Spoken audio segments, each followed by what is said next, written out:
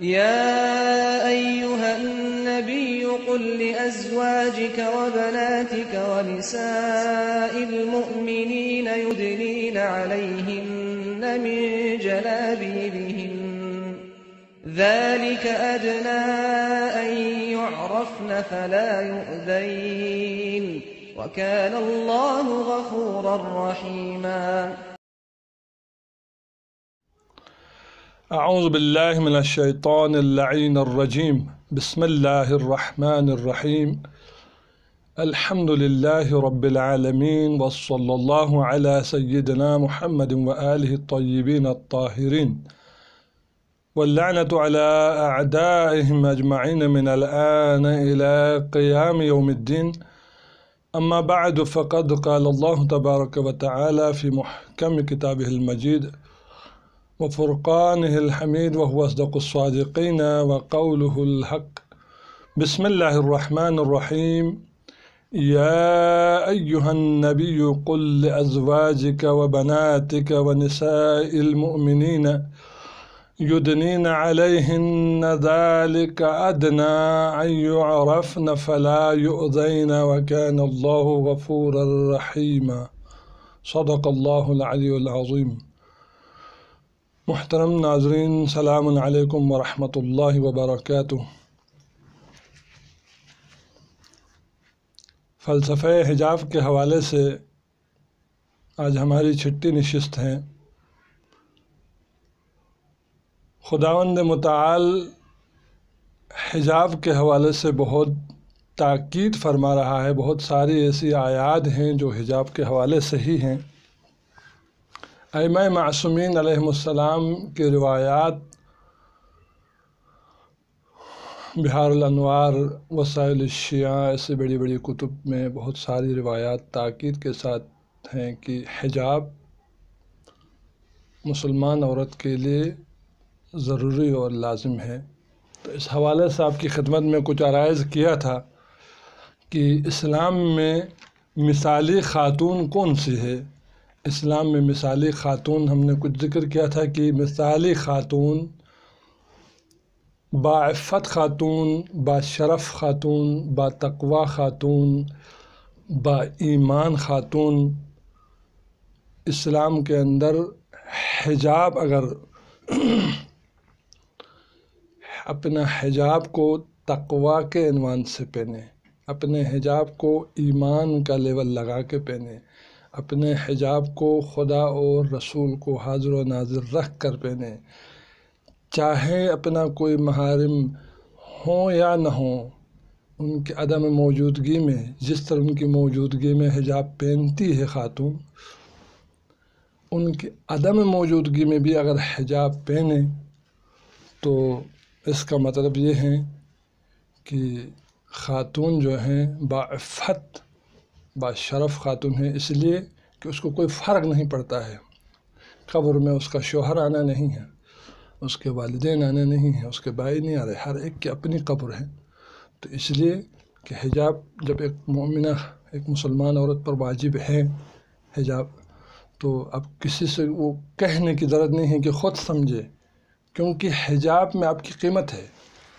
حجاب میں آپ کی قیمت ہے. بے حجاب ایک فروٹ کی مثال دیتے ہیں کہ اگر وہ فروٹ کا چھلکا اتار کے رکھا جائے تو اس میں گند بھی آئے گا، مٹی بھی آئے گی، مکھیاں بھی بیٹھیں گی.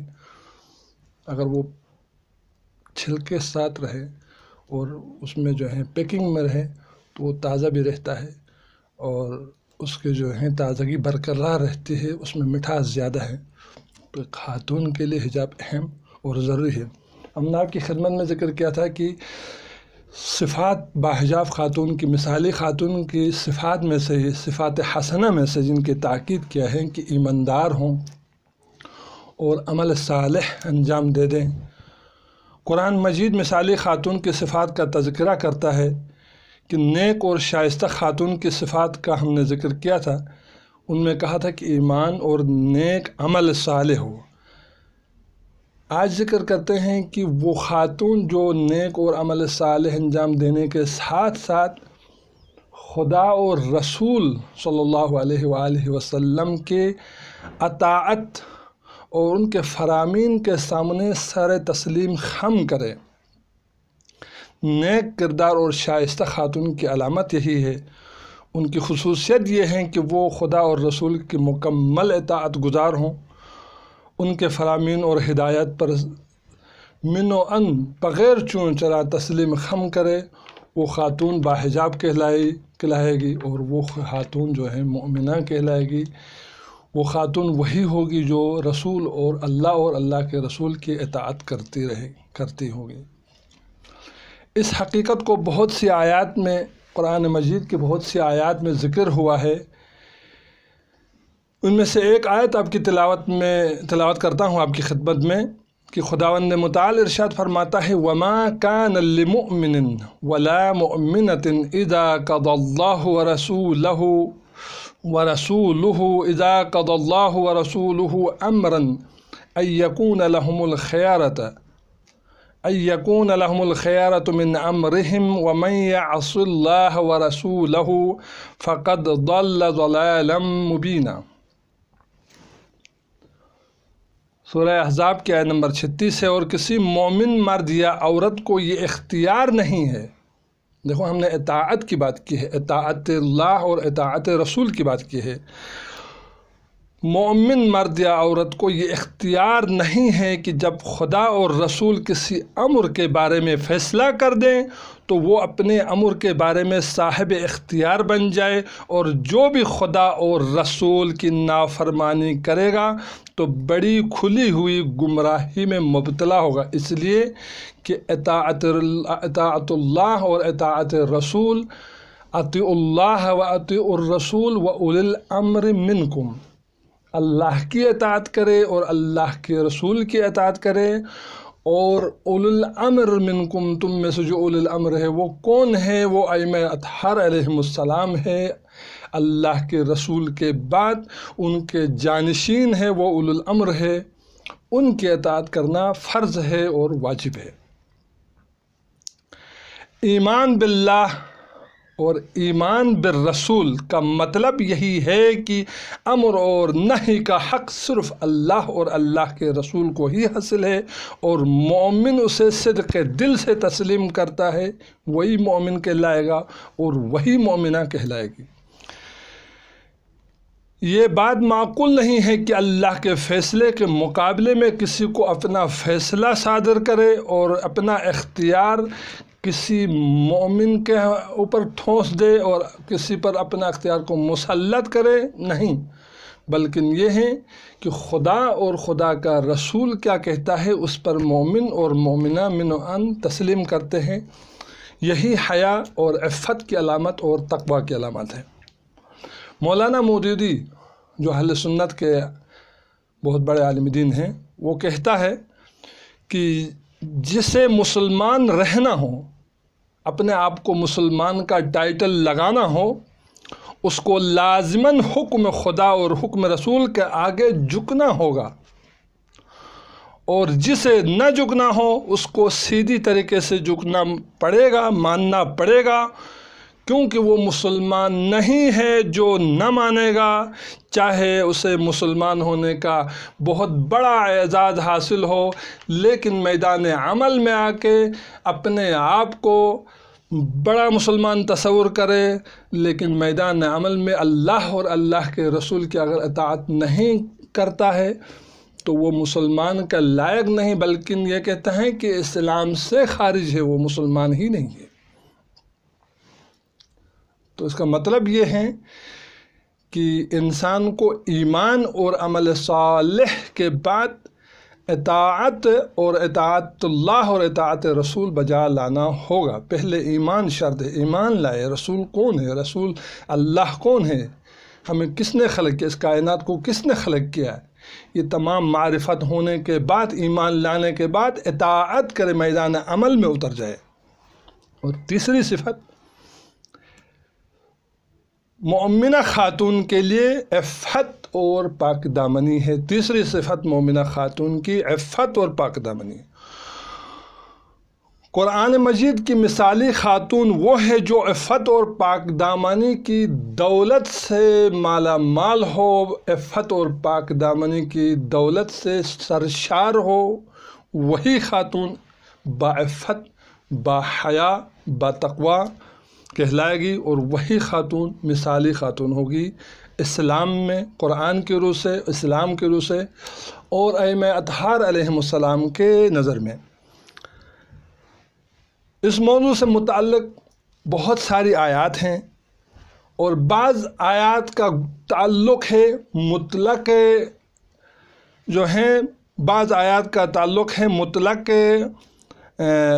طہارت، مکمل مطلق طہارت کو مد نظر رکھا ہے، اور بعض آیات دوسری قسم ہیں جو اس کو بعد میں ذکر کروں گا، اور وہ آیات جو مکمل مطلق طہارت کو مد نظر رکھتا ہے ان آیات میں سے ایک دو آپ کی خدمت میں تلاوت کرتا ہوں۔ پہلی وہ آیات جو خداوند متعال جو ہیں مطلق طہارت کو مد نظر رکھتا ہے، وہ آیت ہیں وَإِذْ قَالَتِ الْمَلَائِكَةُ يَا مَرْيَمُ إِنَّ اللَّهَ اصْطَفَاكِ وَطَهَّرَكِ عَلَى نِسَاءِ الْعَالَمِينَ۔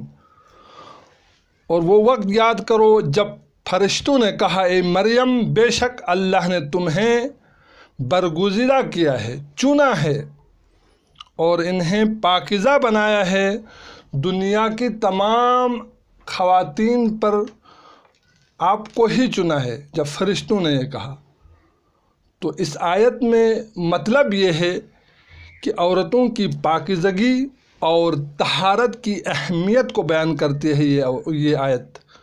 حضرت مریم سلام اللہ علیہا کی طہارت کو ذکر کرنے کا مطلب یہ ہے اس آیت میں کہ مطلق طہارت، یہ آیت صرف حضرت مریم کے لیے ان کی شان میں نازل ہو گئی، یہ مسلم ہے، لیکن دوسری خواتین پر بھی یہ لاگو ہوتا ہے، اس لیے کہ قرآن زندہ معجزہ ہے۔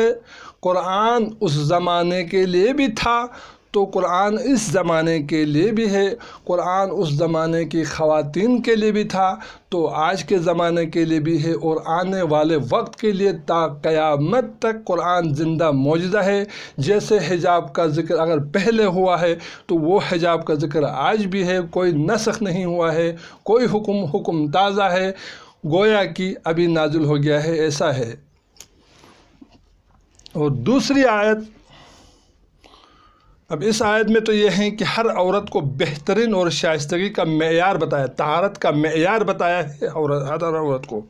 اور دوسری آیت جو ہیں وَالطَّيِّبَاتُ لِلطَّيِّبِينَ وَالطَّيِّبُونَ لِلطَّيِّبَاتِ أُولَئِكَ مُبَرَّؤُونَ مِمَّا يَقُولُونَ لَهُمْ